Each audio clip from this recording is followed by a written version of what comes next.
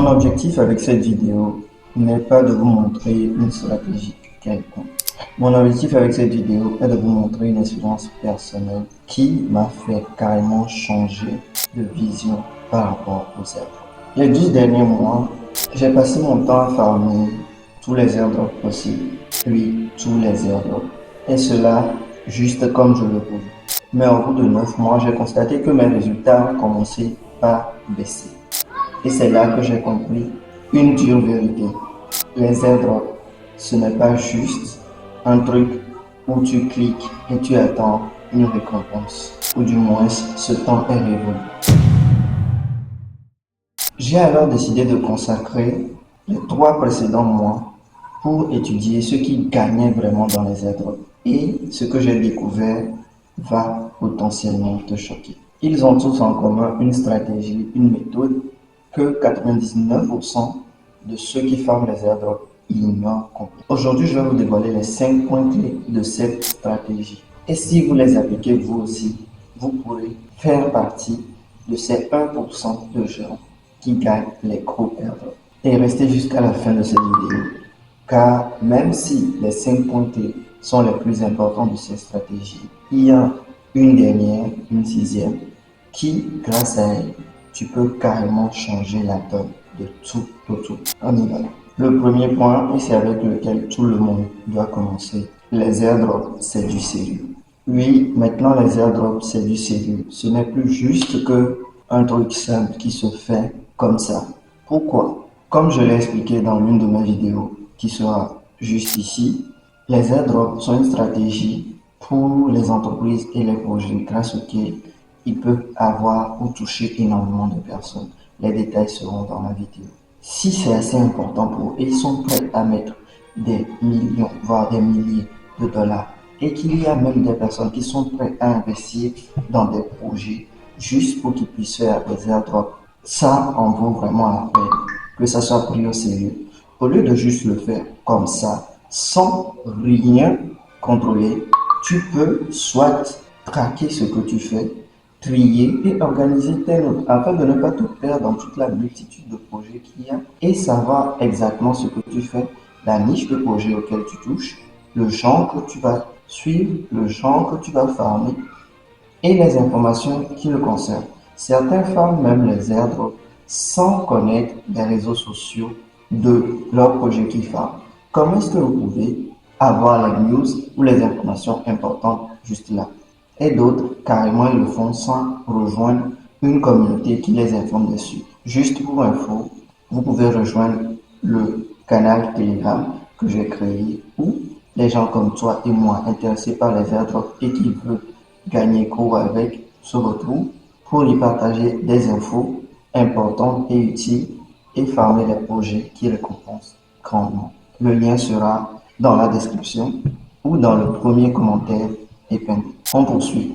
Eh bien, même si prendre au sérieux ce que tu fais est important, les gens qui sont en avance sur les 99% des gens ne font pas que les airdrops. Oui, ils ne font pas que les airdrops. Je veux dire quoi par là? Ils ont plusieurs compétences. Il y a une petite nuance. Certaines personnes pensent que farmer les airdrops, c'est être dans le web 3. Non. Farmer les airdrops, ce n'est pas être dans le web 3.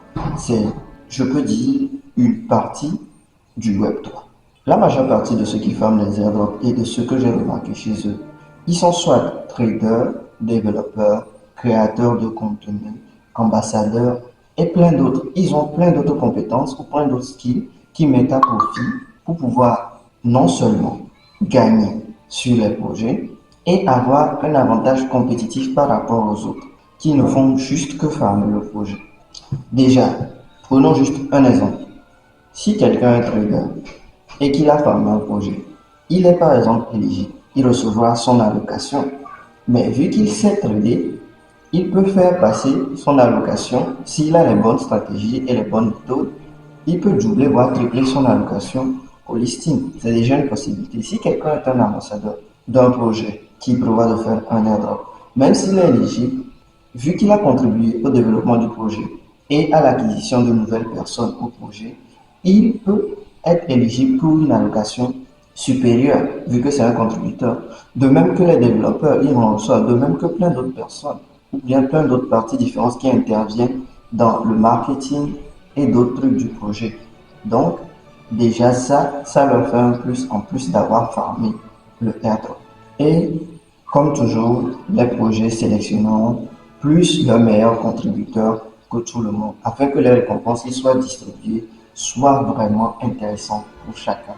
Ça, on ne peut pas le nier. En troisième position, les gens qui sont en avance sur 99%, farmers d'airdrop, ont très souvent une communauté. Une communauté qu'ils nourrissent, qu'ils chérissent, qu'ils essaient de faire grandir. Pas forcément intentionnellement, mais ils font tout pour avoir des personnes avec qui ils vont partager ce qu'ils ont comme projet. Rappelons-nous, comme je l'aurais dit dans la vidéo qui est ici, l'objectif principal des projets est de toucher les personnes clés qui sont utiles pour leur épanouissement et leur évolution. Si tu peux avoir ces personnes à portée de main, qui ont confiance en toi et qui sont prêts à suivre ou à recevoir les informations que tu leur partages pour pouvoir développer et aussi profiter du projet, c'est très utile. De plus, tu n'as pas forcément besoin d'être un influenceur pour avoir une communauté. Tu peux aussi faire partir d'une communauté de personnes qui ont les mêmes objectifs que toi. Ainsi, si tu as un projet, tu le partages et tu en découvriras aussi plein d'autres chez eux. Ce n'est pas forcément que tu as besoin d'être devant et de partager ou bien de faire des vidéos constamment. Non. Il faut juste être dans une communauté ou être actif dans une communauté qui te partage les vraies infos. Un peu comme mon canal Telegram. Donc, en grosso modo, pas besoin d'avoir 100 000 followers. Tant que tu as une petite communauté Web3, que tu fais vivre par tes contenus ou par ce que tu partages constamment, tu peux te retrouver privilégié par des projets. En quatrième position, ces gens qui sont en avance sur tout le monde investissent toujours sur eux-mêmes. Ils ne font que level up à chaque fois. Et quand je dis investir, ce n'est pas juste acheter des tokens. Ça peut être améliorer ton branding, améliorer un skill ou en acquérir un nouveau, te développer toi-même ou même acquérir un outil qui peut t'aider dans ton farming ou tes recherches de projet. Genre, ils sont en constante évolution. Vu que le truc devient très compétitif, ils font tout pour pouvoir garder leurs avantages compétitifs. Et si ça leur demande d'investir un peu, ils se mettent à le faire. Je ne dis pas que tout le monde a besoin d'investir immédiatement, mais quand tu commences, il est possible de commencer avec les compétences. Et avec YouTube actuellement, c'est facile de pouvoir acquérir des compétences concernant les domaines que tu veux, juste en cliquant pour rechercher. Je ferai une vidéo par après pour parler des compétences qui sont utiles quand tu veux farmer les airdrops ou quand tu veux être dans le web. En cinquième position, ils sont toujours en avance sur la tendance. Et oui, pourquoi je dis ils sont toujours en avance sur la tendance? Ils font tout pour pouvoir faire la veille des projets crypto.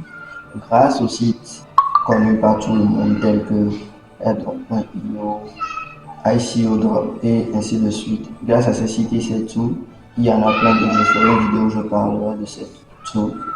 Ils traquent et voient les projets qui prévoient peut-être de faire un airdrop ou même les projets qui ont déjà établi quelque chose mais qui n'ont pas encore de token et qui peuvent faire un airdrop. Résultat, vu qu'ils sont en avance, ils commencent le farming plus tôt et dès que la news sort qu'il y a une possible opportunité pour airdrop un token par ce projet, ils ont déjà l'avance stratégique et concurrentielle sur tout le monde.